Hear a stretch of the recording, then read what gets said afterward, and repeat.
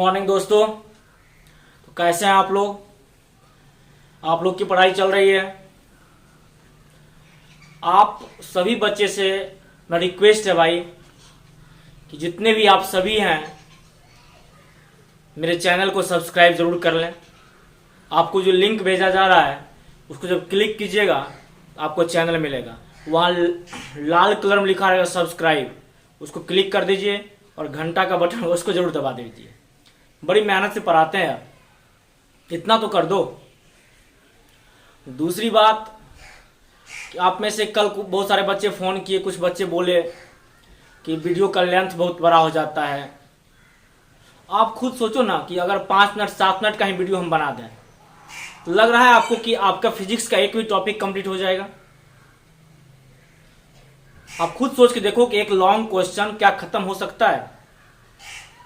क्या एक सिर्फ डिफरेंशियल लिखा देने से या लिख कर हम डिफरेंशियल यहाँ लिख दें और वीडियो बना के यहाँ इसी पर समझा दें, फिर समझ में अच्छे से आएगा नहीं, क्योंकि फिजिक्स है ये। तो आप इस चीज़ को मानो कि जब तक वीडियो का लंबाई ज़्यादा नहीं होगा तब तक सारे कॉन्सेप्ट नहीं समझ में आएगा। दूसरी बात, सबसे जो इम्पोर्टेंट बात है वो हम सिलेबस का टू द पॉइंट पढ़ा रहे हैं।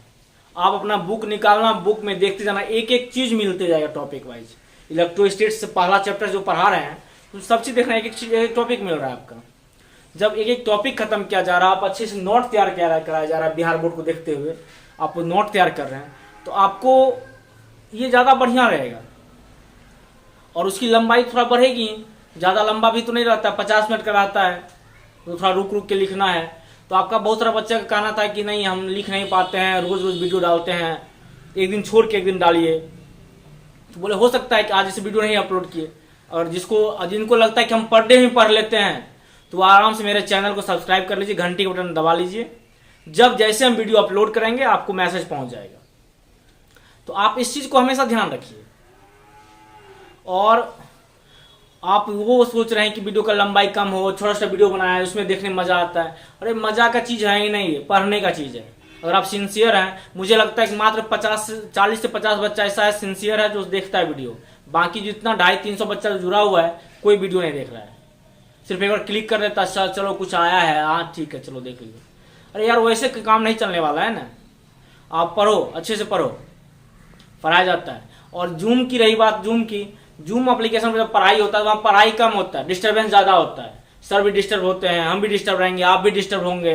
कोई बच्चा आपका वीडियो ऑन कर देगा, कोई माइक ऑन कर दिया, तो अब उसको आप कहे सर उसको बंद कीजिए, इसको शांत कीजिए, अधिकांश समय उसमें व्यतीत हो जाता है।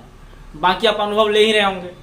तो मेरा कहना था ना कि आप इस पर पढ़ो जो तरीका से पढ़ाया जा रहा है।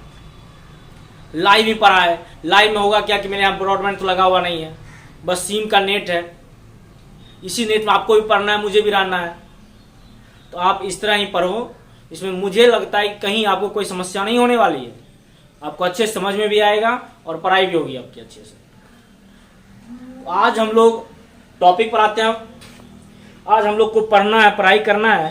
पिछले क्लास में हम लोग एप्लीकेशन पढ़े थे, गॉस की एप्लीकेशन, लगातार 2 लेक्चर, लेक्चर 19, लेक्चर 20। लेक्चर 19 भी गॉस का एप्लीकेशन था, लेक्चर 20 भी गॉस का एप्लीकेशन है, लेक्चर आज का लेक्चर 21 है, ये भी गॉस का एप्लीकेशन है।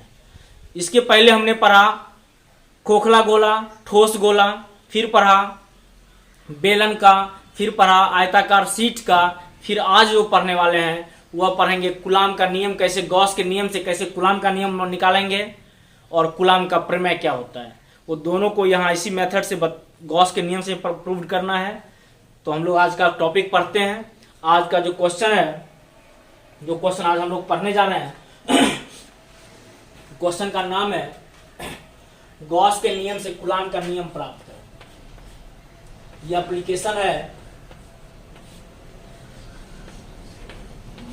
5वां।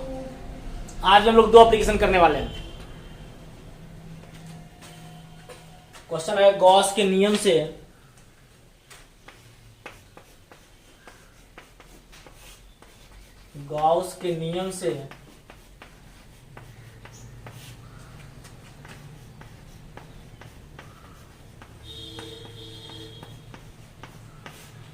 कूलाम का नियम प्राप्त करें।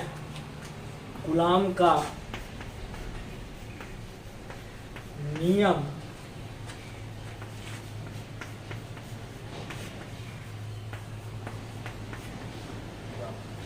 क्वेश्चन यही है हम लोग का, गॉस के नियम से कूलाम का नियम प्राप्त करें। क्वेश्चन क्या है, गॉस के नियम से कूलाम का नियम प्राप्त करें। अब थोड़ा अच्छा समझना पड़ेगा कि इस नियम को बनाते कैसे, पढ़ते कैसे, समझते कैसे। आप जब तक क्लास वाला फीलिंग नहीं मिल पाएगा, जब तक समझेगा नहीं, सुनेगा नहीं, तो इसका पूरा अंडरस्टैंडिंग तुमको नहीं आएगा। और क्वेश्चन का जब तक अंडरस्टैंडिंग समझ सही से नहीं आया, फिर इसको सॉल्व करना मुश्किल हो जाएगा फिर आपके लिए। पहले समझते इसको प्रूफ कैसे करेंगे हम लोग। क्वेश्चन लोग का यही है, क्वेश्चन नोट कर लीजिए। क्वेश्चन है, गॉस के नियम से कूलाम के नियम प्राप्त करें। गॉस के नियम से कूलाम का नियम प्राप्त करें। अब हम दोनों के डिफिनेशन पर जाते हैं। डिफिनेशन क्या है दोनों का, समझते हैं उस पर। पहली बात, कूलाम का नियम। ये रहा कूलाम का नियम है यहाँ,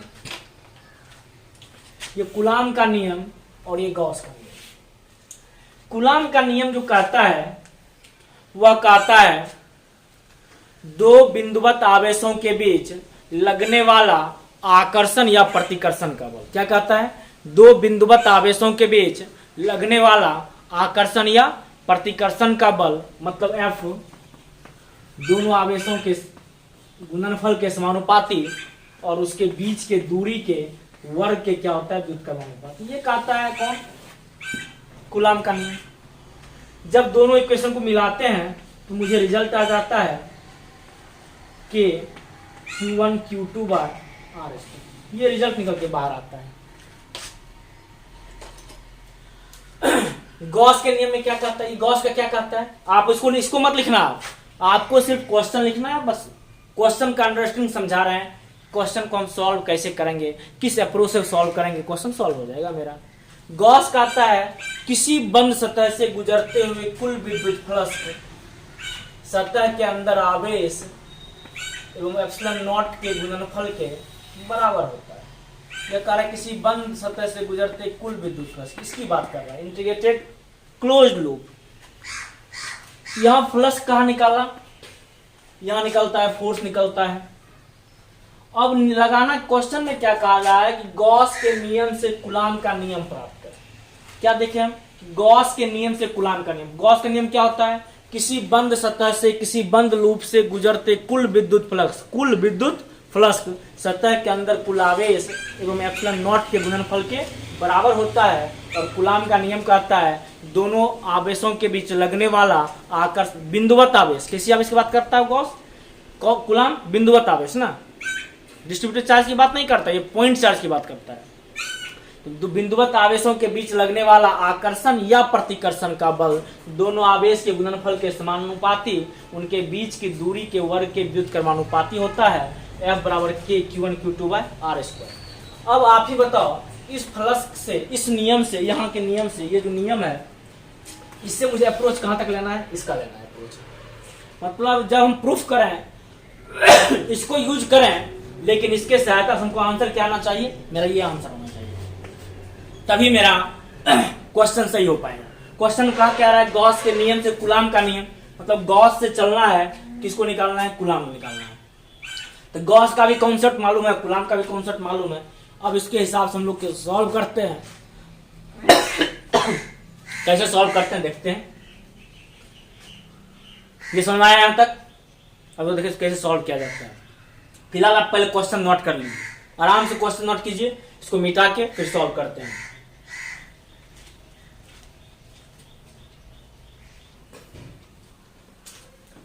देखिए हमने फिगर ड्रॉ किया है, क्योंकि गॉस से चलना है, इसलिए गॉस के लिए क्या चाहिए, एक बंद सतह चाहिए ना, इसलिए हमने क्या ले लिया, एक बंद सतह ले लिया, गोला ले लिया। इसका यहां से यहां तक की दूरी कितना है, आर मान लिया। इसको माना ए पॉइंट, इसको माना बी पॉइंट। ए पॉइंट पर आवेश, फिर सुनो क्या किया, एक गोला लिए, गोला में यहां से यहां तक दूरी कितना माना, आर। इस पॉइंट को माने ए, इस पॉइंट को माने बी, दोनों के बीच दूरी कितना है, आर। ए पॉइंट पर रखे Q1 चार्ज, बी पॉइंट पर रखे Q2 चार्ज। अब हमने क्या करा कि स्मॉल एरिया कट किया, एरिया वेक्टर कट किया, यहां से स्मॉल एरिया निकाला, इसका भी डायरेक्शन इधर होगा DA, और इलेक्ट्रिक फील्ड का भी डायरेक्शन इधर ही होगा, दोनों इसी दिशा में होगा, इस तरह। और यहाँ बिंदु क्या रखे हैं, P बिंदु। पहले से भी हर क्वेश्चन में P बिंदु पर निकालते हैं ना, वही है, A से P बिंदु पर यहाँ क्या निकालना है, इलेक्ट्रिक फील्ड निकालना। तो यहां से इलेक्ट्रिक फील्ड भी इधर होगा, एरिया वेक्टर भी इधर होगा। फिगर आया है समझ में? क्योंकि कूलाम के लिए कितना आवेश चाहिए? 2 आवेश चाहिए ना आपको। कूलाम कितना आवेश चाहिए? 2 आवेश ना चाहिए, बिंदुवत आवेश। कूलाम में पढ़ते थे इस तरह करके Q1 Q2 दोनों के बीच का डिस्टेंस R पढ़ते थे ना, वही चीज है। यहाँ पे कितना आवेश लिया गया है? 2 आवेश लिया गया है, Q1 और Q2 लिया गया है। देखिए कैसे प्रूफ किया जाता है। कुछ भाषा लैंग्वेज लिख देते हैं, फिर उसको सॉल्व करते हैं।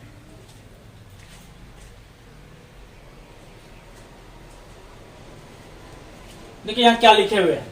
यहाँ लिखे हुए माना कि 2 बिंदुवत आवेश Q1 तथा Q2 एक दूसरे से R दूरी पर, 2 बिंदुवत आवेश Q1 तथा Q2 एक दूसरे से दूरी पर रखा गया है, R दूरी पर स्थित है, R दूरी पर बिंदु एवं B पर स्थित है।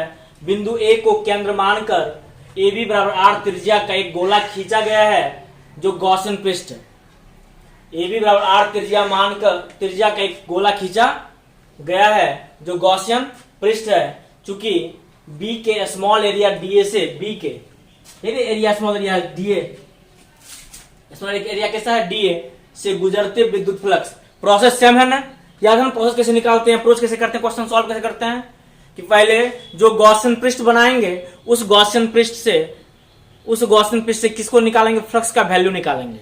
उस गॉसियन पृष्ठ जब फ्लक्स का वैल्यू निकालेंगे तो फ्लक्स होता क्या है? क्षेत्र गुना क्षेत्रफल होता है। वही लिखे बी के स्मॉल एरिया डीए से गुजरते विद्युत फ्लक्स d5 बराबर, चूंकि स्मॉल एरिया से गुजरेगा ना, स्मॉल फ्लक्स होगा ना। आपको फ्लक्स पढ़ाने से पढ़ाया गया था ये बात।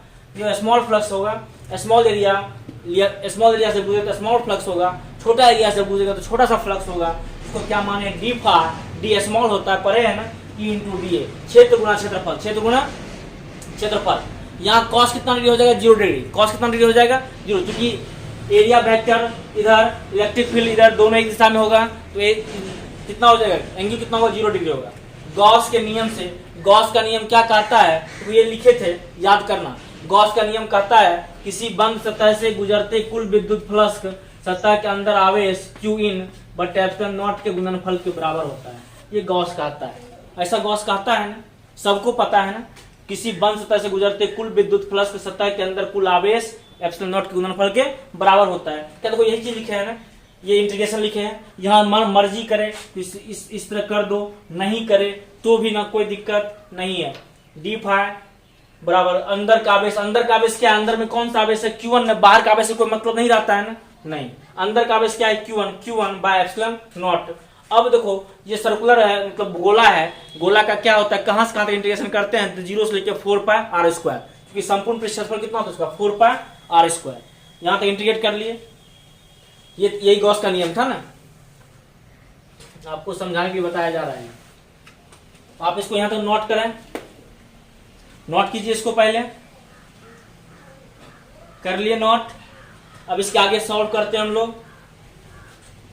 मिटाएं इसको ऊपर से, चलिए मिटाते हैं।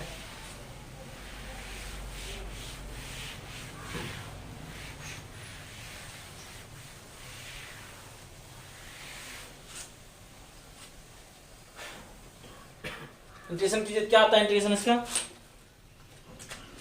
d5 का integration, phi lower limit 0 upper limit 4 pi r square बराबर Q1 बाय एप्सिलॉन नॉट। आएगा क्या? यहां से क्या आएगा? इसका वैल्यू क्या आएगा? कैलकुलेट करेंगे क्या वैल्यू आएगा? यहां मतलब यहां वैल्यू रख दीजिए, तब आंसर एग्जैक्ट आएगा। d5 है ना, d5 मतलब क्या है? यहाँ E इंटू डी ए, कहां से कहां तक भाई? 0 से लेके 4 पाई r स्क्वायर। मन करे तो यहां लगा लो या यहां लगा लो, कोई फर्क नहीं पड़ता है लिमिट रखने से।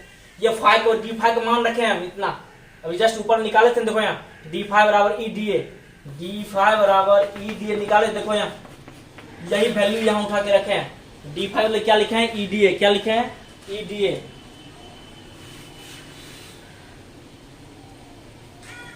Q1 by epsilon naught. E तो बाहर आ जाएगा, इंटीग्रेशन हो जाएगा किसका? डी ए का 0 से लेके 4 पाई r स्क्वायर तक।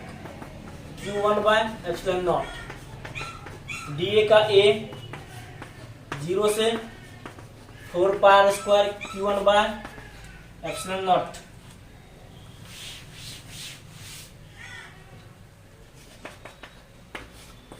Four pi r square minus 0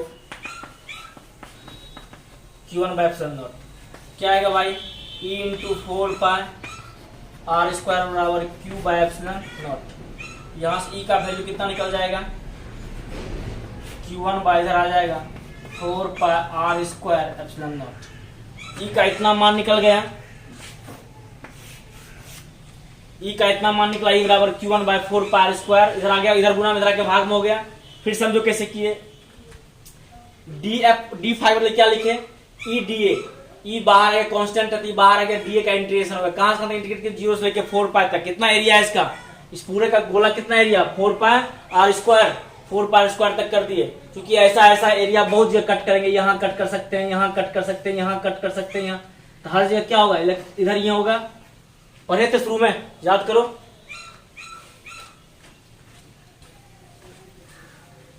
इसलिए हमने कहां तक इंटीग्रेट कर लिया? 0 से लेके 4 पाई आर स्क्वायर तक। डी का इंटीग्रेशन ए 0 से लेके कहां तक? 4 पाई आर स्क्वायर तक Q1 बाय एप्सिलॉन नॉट। एक पहले अपर लिमिट रखा जाता है, माइनस चिन्ह लगाया जाता है, फिर लोअर लिमिट रखा जाता है। इसको बोलते हैं अपर लिमिट। क्या बोलते हैं? Upper limit. इसको बोलते हैं lower limit. Upper limit minus lower limit बराबर Q1 by epsilon naught. E into 4 pi r square में 0 घटेगा तो 4 पाई आर स्क्वायर बचेगा Q1 by epsilon naught. E के बदले कितना निकलेगा? इधर ये गुना में इधर के क्या हो जाएगा? भाग में होगा। क्या? अब देखो यह इलेक्ट्रिक फील्ड जो निकला इस बिंदु पर निकला ना, किसका मान निकला? इलेक्ट्रिक फील्ड का मान निकला, यहाँ इस बिंदु पर निकला। तो यहाँ क्या होगा? यहाँ टोटल बल कितना काम करेगा? तो बल का सूत्र पढ़ा है F बराबर QE। तो यहाँ Q क्या है? Q2 है, और E के बदले इतना वैल्यू रख देंगे, आंसर आ जाएगा। आया कुछ बात समझ में? यह किसका मान निकला भाई? इलेक्ट्रिक फील्ड का मान निकला। इसके कारण जो इलेक्ट्रिक फील्ड बन रहा है, इसके कारण जो इलेक्ट्रिक फील्ड ये बना था, इसके Q1 के चार्ज के कारण जो इलेक्ट्रिक फील्ड बना था, उस इलेक्ट्रिक फील्ड का मान कितना लाए? Q1 by 4 pi r square epsilon naught. इसको नोट कीजिए, पहले आप इसको लिखिए, इसके बाद फिर आगे लिखते हैं। लिखिए इसको, यहां तो उतारिए।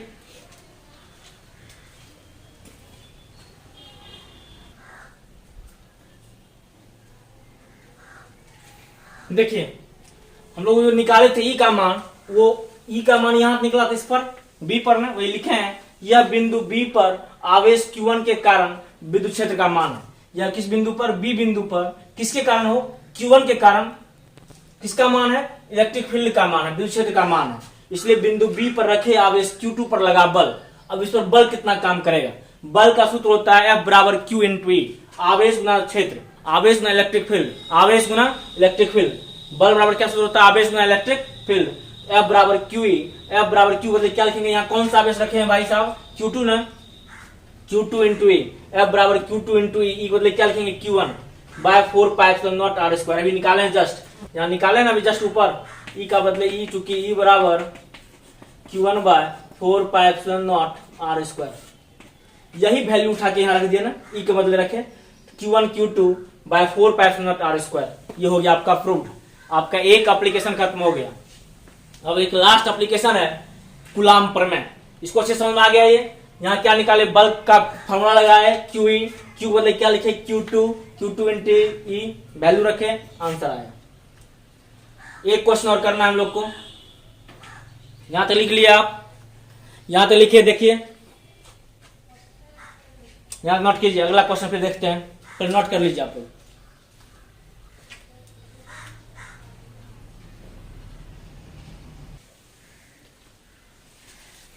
देखिए हम लोग का नेक्स्ट एप्लीकेशन जो है वह है कूलाम प्रमेय। क्या है?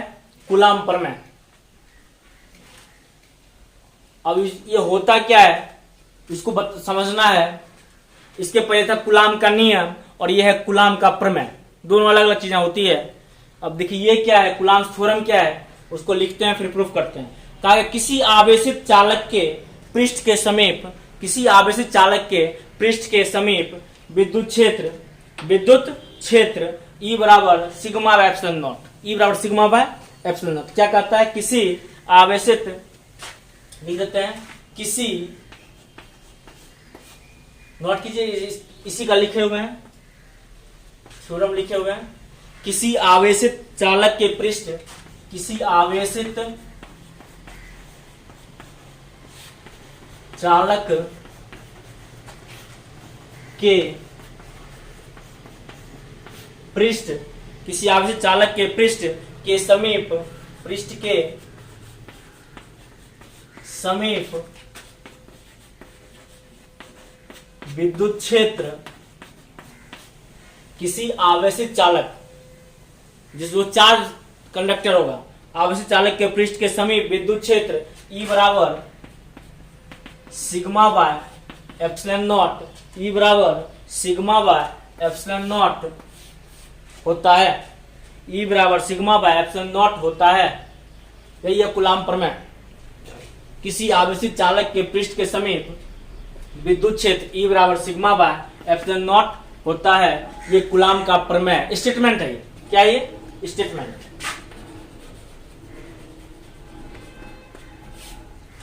स्टेटमेंट कितना है? किसी आवेशित चालक के पृष्ठ के समीप विद्युत क्षेत्र E बराबर सिग्मा बाय एप्सिलॉन नॉट होता है।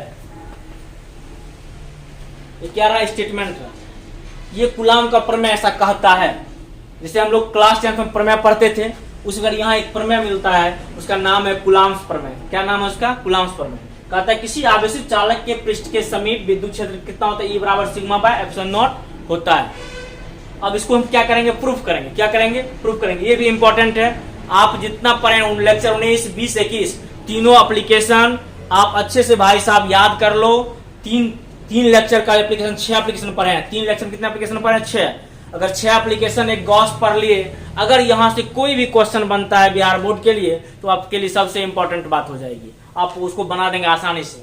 आप लेक्चर 19, 20, 21 श्योर देखें आप। क्या कहे? किसी आवेशित चालक के पृष्ठ के समीप विद्युत क्षेत्र क्या होता है? E बराबर सिग्मा बाय एप्सिलॉन नॉट होता है। ये रहा स्टेटमेंट। अब इसको हम प्रूफ करके दिखाते हैं। पहले आप सभी इसको नोट कीजिए। तो नोट कीजिए तो आप सभी कोई।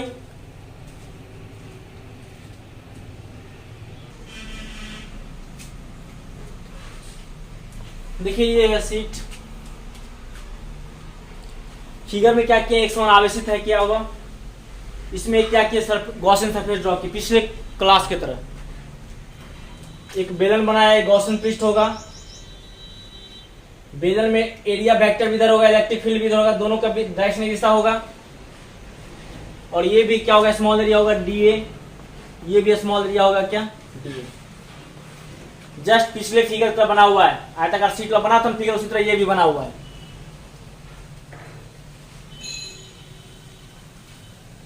एक समान आवेश से आवेशित किया गया है।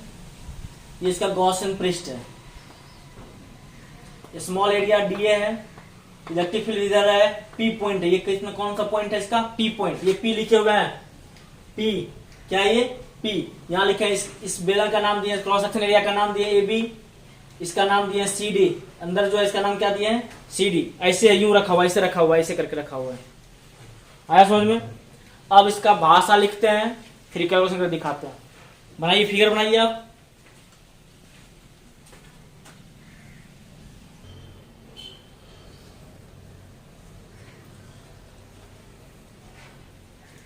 देखिए इसमें भाषा क्या लिखे हैं, थोड़ा एक बार सुन लीजिए। लिखे हैं माना कि एस एक समान आवेशित चालक है। एक समान आवेशित चालक है ये, जिसका पृष्ठ आवेश है तो क्या है? सिग्मा है। पृष्ठ आवेश है तो उसका क्या है? सिग्मा है। ओके। तथा बिंदु P पर विद्युत क्षेत्र का मान ज्ञात करना। कहां ज्ञात करना भाई? बिंदु P पर। बिंदु P से गुजरते हुए एक बेलन ABCD, सुनो लिखे हुए बिंदु P से गुजरते हुए एक बेलन ABCD, ए ये रहा, बी ये रहा, सी ये रहा, डी ये रहा, ABCD बनाया गया, जिसका एक छोर चालक के अंदर है। इसका एक छोर कहां है? वो चालक के अंदर है। मतलब जो चालक लिया गया है, अगर ऐसा चालक लिया गया है तो इसका छोर एक कहां है? इसके चालक के अंदर है, और एक क्या है? बाहर। ऐसे क्या हुआ है? एक अंदर हो गया, इसके अंदर चल गया एक। अब एक कहां आया? इसके सतह पर। एक कहां आया? बाहर आया। चालक की क्या है? अंदर है। जहां E बराबर 0, हम जानते हैं चालक के अंदर इलेक्ट्रिक फील्ड क्या निकलता है? 0। जहां आवेश नहीं होगा तो इलेक्ट्रिक फील्ड कितना होता है? 0। तथा बेलन का अनुप्रस्थ काट क्षेत्रफल क्या है? डी है। चालक के अंदर इलेक्ट्रिक फील्ड कितना होता है? 0। चालक के अंदर इलेक्ट्रिक फील्ड कितना होता है? इस बात का हम ध्यान रखना चालक के अंदर मतलब CD का जब इलेक्ट्रिक फील्ड निकालेंगे तो इलेक्ट्रिक फील्ड के वैल्यू कितना रखेंगे, 0 शून्य रखेंगे। ध्यान देना इस पॉइंट को, ध्यान देना अच्छे से भाई। लिखा गया है जिसका एक छोर चालक के अंदर है, जहां E बराबर क्या होता है 0, तथा बेलन का ये 0 लिखे हुए हैं, क्या लिखे हुए हैं 0 है, ये 0, तथा बेलन का अनुप्रस्थ काट क्षेत्रफल क्या है DA है, कंस्ट्रक्शन एरिया क्या है इसका DA। इसलिए बेलन के अंदर कुल आवेश कितना होता है, पृष्ठ आवेश घनत्व में क्या होता है, सिग्मा बराबर आवेश बटा क्षेत्रफल, सिग्मा बराबर आवेश बटा क्षेत्रफल, यहां से Q बराबर आ जाएगा सिग्मा इंटू एरिया, पहले से पढ़े हुए हैं। तो Q बराबर सिग्मा इंटू एरिया, एरिया कैसा लिया है स्मॉल एरिया DA, क्योंकि क्रॉस सेक्शन एरिया ले रहे हैं ना तो DA। इसलिए बेलन के अक्ष के सापेक्ष विद्युत फ्लक्स, अक्ष एक अंदर निकालेंगे, फाई बराबर क्या आएगा phi AB plus phi CD, phi क्या आएगा phi AB plus phi CD, AB ये रहा, बाहर ला निकलेगा CD, दूसरा अंदर का है, अंदर तो 0 हो गया। यहाँ तक आप पहले नोट कीजिए, इसके बाद इसका कैलकुलेशन आगे करते हैं। यहाँ से कैलकुलेशन स्टार्ट हो चुका है। बेलन के अंदर कुल आवेश Q बराबर सिग्मा इंटू एरिया, बेलन के अक्ष के सापेक्ष विद्युत फ्लक्स, अक्ष के सापेक्ष जब निकालेंगे तो निकलेगा फाई, नेट निकलेगा फाई AB और फाई CD, एक जो अंदर है और एक जो क्या है बाहर, दो ही हिस्सा है इसका। अगर इसका बाहर भी निकला होता टोटल कितना हिस्सा होता, तब 3 हिस्सा होता। अगर ऐसा इस तरह निकला होता, इस तरह निकला हुआ, देखो यहाँ एक हिस्सा, इस सतह पर 2 हिस्सा, इधर 3 हिस्सा, ये होता है AB CD EF, या पहला दूसरा तीसरा, जैसे पिछले में था। इसमें क्या है सिर्फ ऐसे घुसा हुआ, इस तरह करके घुसा हुआ, इससे एक यहां निकलेगा, एक अंदर का निकलेगा, अंदर का तो 0, सिर्फ इसका काम आएगा, इससे कोई मतलब है नहीं, वही रिजल्ट 0 आएगा। आया समझ में बात? इसको पहले नोट कर लीजिए आप, यहां तक इसको नोट मत करना, ये हम लिखे हुए थे पहले भी।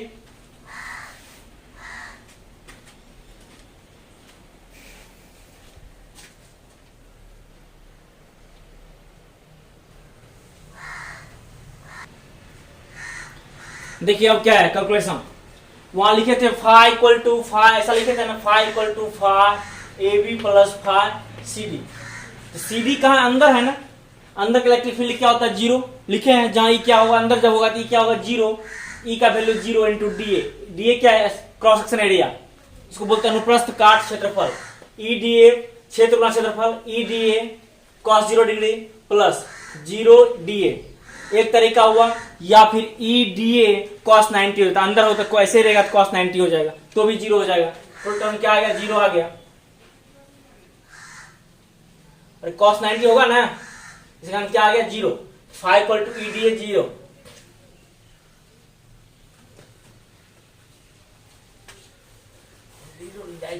क्या फर्क पड़ता है,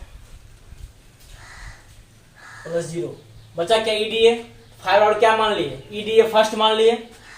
ऐसा होता है फॉर्मूला ना, electric field cross section area cos theta, cos यहाँ 0 डिग्री, क्योंकि दोनों एक ही डायरेक्शन में है, यहाँ क्या हो जाएगा EDA cos 90 degree, cos 90 0, cos 0 1, इसका रिजल्ट आया EDA, इसका वैल्यू आया 0, दोनों जोड़ देंगे तो कितना आएगा भाई, EDA नहीं आएगा क्या, आएगा ना, बस वही लिखे हुआ।